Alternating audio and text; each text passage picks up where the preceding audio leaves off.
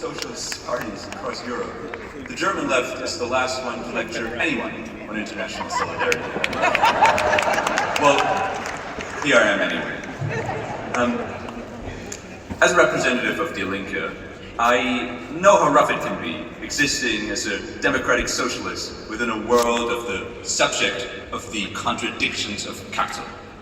However, I think through all the media defamations and other struggles, we can so easily forget how monumental this party, our conference here today, truly is, not just for Britain, but for the whole world. Thank you. When in history have the people doing the right thing not been defamed? Their goals been described as utopian, impossible even. When have those who wanted to shake the foundation of an established power structure in exchange for something that benefits all over the few not been attacked by those few? Yeah. And I'm sorry to say this, but those who want feel-good politics and defeating fascism with the power of love, our world isn't that kind. However, love is always part of the solution, and hence, within our ranks, solidarity should always be priority number one. We should live the world we want to create as well as possible within our party. Otherwise, how would people be reminded what they are fighting for?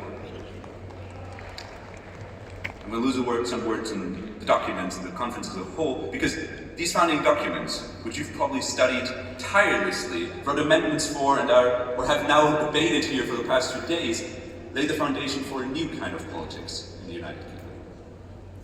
Zoran Mamdani winning the New York mayoral elections, democratic socialist parties being on the rise again in all of Europe, especially in Germany with a historic and really unexpected sweep in the last general elections this year. This is our success. And I think the speaker yesterday made some notes about this, how our conference here today was an anniversary for the first demise of Margaret Thatcher. And at least with that, with decades of unregulated capitalism leading to the degradation of public services everywhere, people are fed up. And it's safe to say that, again, the latest of the founding of our party, once and for all, Thatcherism is dead. The witch is dead!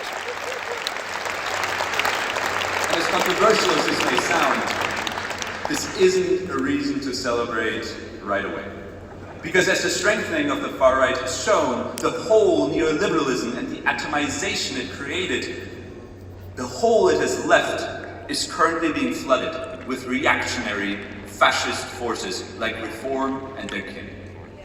It is our job to offer an alternative by daring to criticize the system responsible for the worsening of people's lives, instead of trying to once again find scapegoat after scapegoat.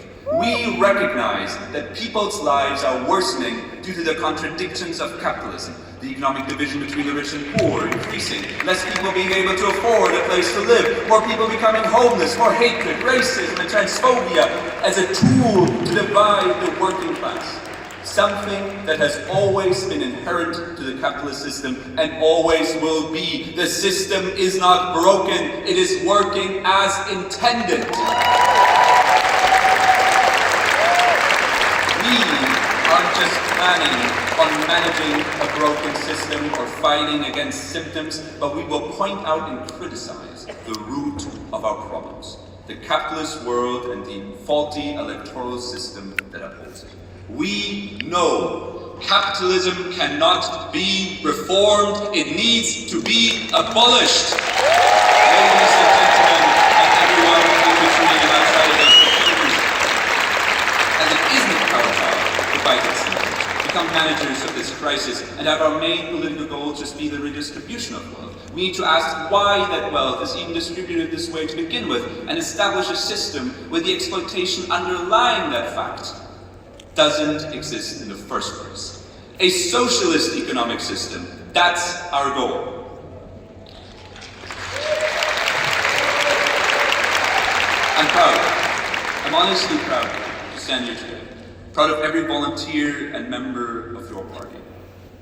Because here, not Liverpool, but that was once deemed the core of imperialism and is now threatening the world to become the core of imperialism yet again with Blair's and Trump's plan to occupy and finish off Gaza. I am proud to have a party opposing all of that right here, right now. It is a success the working classes of this world should rally behind, not just the people of Great Britain. Because the people of Cuba would live much better if it wasn't for the global blockade. India would be rich if the United Kingdom never robbed it of approximately $45 trillion in wealth, and Kurdistan would be free. Kurdistan would be free and united as it will be again within our lifetime. Say it. Intifada, Tehridan, Palestina, Kurdistan. These countries don't need our pittance. They need our solidarity, and that means fighting the imperialist oppressor at home, not just rebuilding the chaos they have left behind and will leave behind over and over again. I envy you, you Westerners. You're very lucky. You are fighting the most important fight of all as you live in the belly of a beast. A quote by Che Guevara. The Bandung spirit will be flourishing, this global South emancipating itself, if it wasn't for our constant subjugation. Be it through the sanctions, bribery, weapons exports, or exploitation, or occupation. Nay to all of that, nay to it now.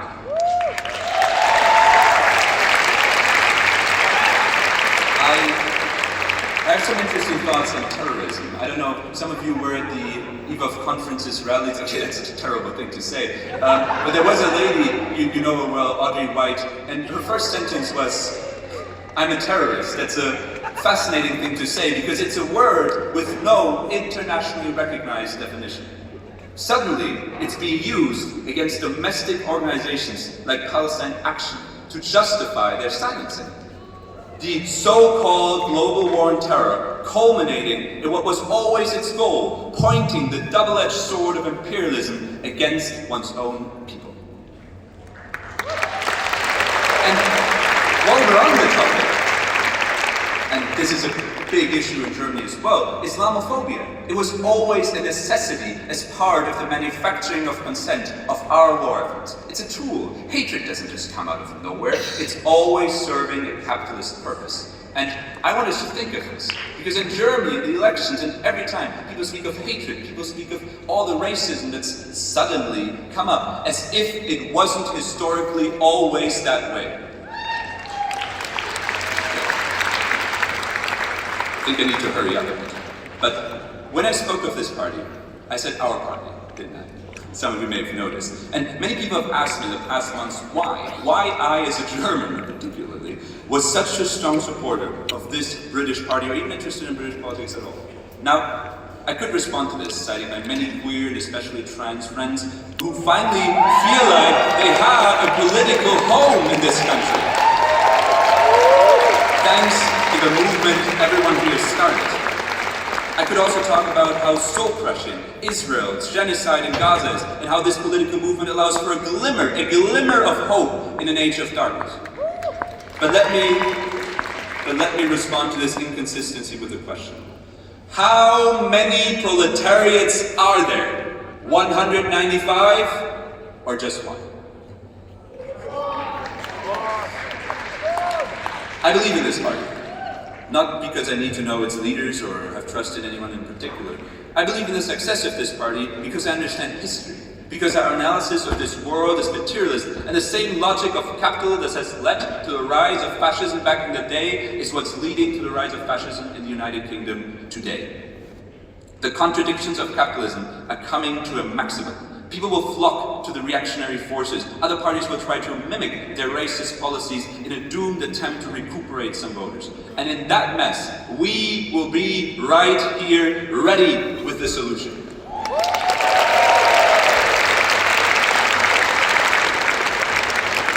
A glimmer of hope for the disenfranchised. That's what we are. We must never steer away from our goal of a socialist world. And on our path, there's one thing we must never forget. We organize hope. That's what socialists do. It's the one resource more scarce than crude oil or good prime ministers. Hope. A finite belief that a better world is possible. And I believe, I truly do, there is no crime greater in the age of neoliberalism than for the ruling class to have robbed us of hope. Nobody voices their opinions anymore. They state their analysis of the world as fact, and they pretend their political actions are the only possible consequence. They pretend our solutions are utopian, and by doing so, smother any social justice movement before it could even launch. When in reality, another world is possible. Otherwise, their propaganda would be unnecessary.